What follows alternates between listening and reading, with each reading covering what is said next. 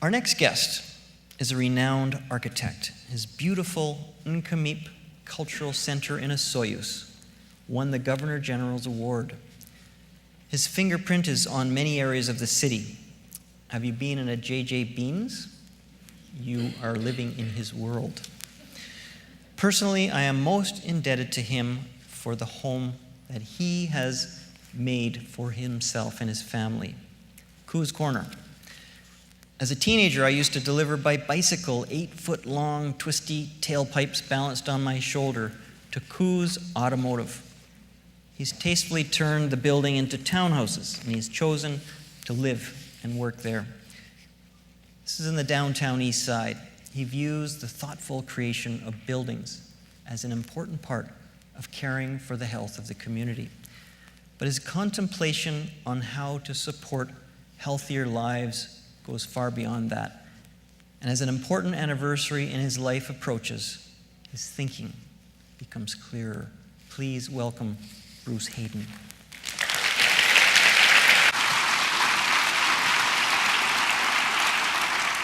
Thank you. It's an honor to be here. The first two slides illustrate what I'm actually not going to speak about tonight, as Sam alluded to, which is form making, even though I actually love making buildings. The first is, as Sam noted, the Nkamip Desert Cultural Center in Osoyoos, and the next slide is J.J. Bean on Main Street. The reason I'm going to focus on a story other than my work is that I believe the history of positive change proves that the first to address the possibility of societal transformation are the experts. You've heard extraordinary leaders speak tonight on their core passions. But equally important in moving towards a more ethical and responsible culture is the moment when people of credibility, but not expert in an issue, begin to speak of the need for change.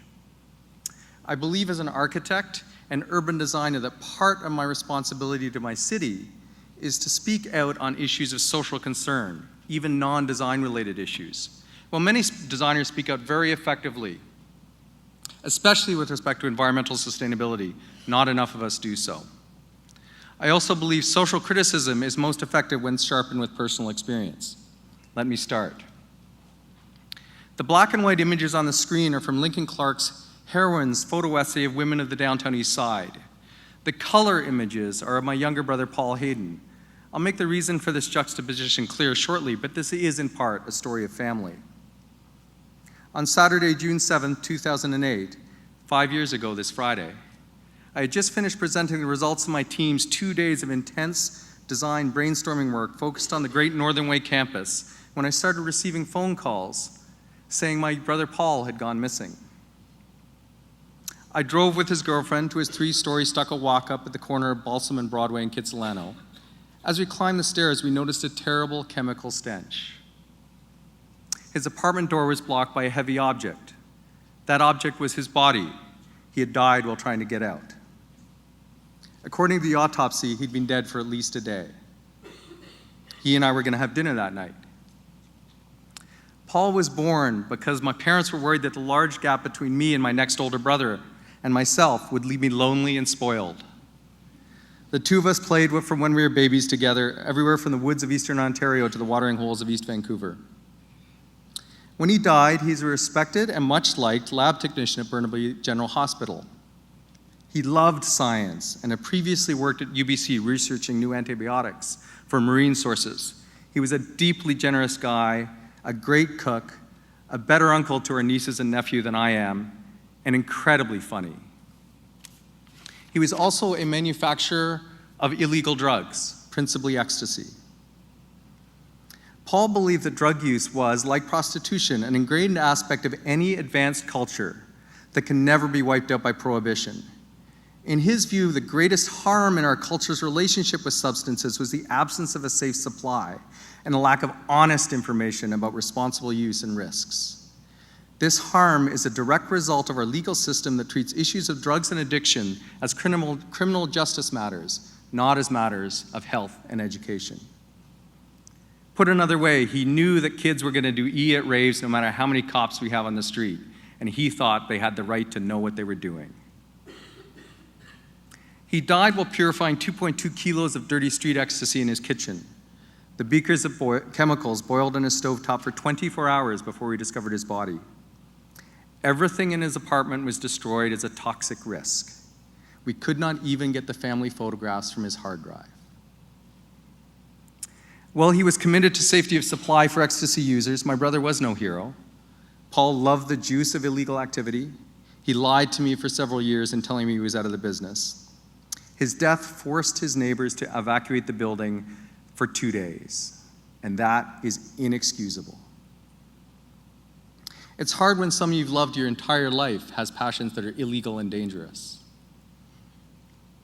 Paul's complex nature was well described by Frances Beulah in Vancouver Magazine in 2009. Her blog had a good debate about my brother, except for the burn his body and send the bill to his parents type comments.